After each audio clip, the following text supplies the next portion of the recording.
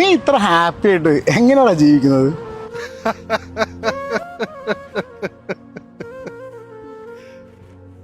നിന്റെ ലൈഫിൽ ഇത്രയും പ്രതിസന്ധികളും പ്രയാസങ്ങളും ഉണ്ടായിട്ട് നീ ഒറ്റപ്പെട്ടിട്ട് എങ്ങനെ സാധിക്കുന്നതാ ഇങ്ങനെ ചിരിച്ച് ജീവിക്കാൻ?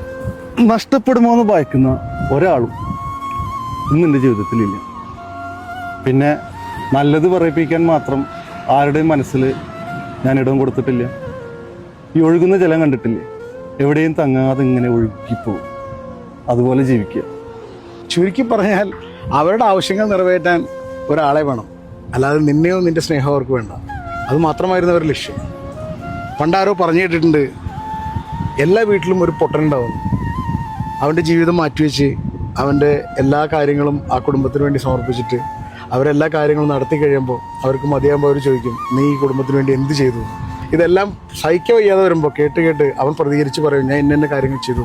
അന്ന് അവർ പറയുന്ന മറ്റൊരു വാക്കുണ്ട്, അപ്പോൾ നീ എല്ലാം എഴുതി വെച്ചിട്ടാണല്ലോ ഇതെല്ലാം ചെയ്തു തരുന്നത്. മനുഷ്യരങ്ങനെയാണ്, മാറും, മടുക്കും, വെറുക്കും, പിന്നെ മറക്കും.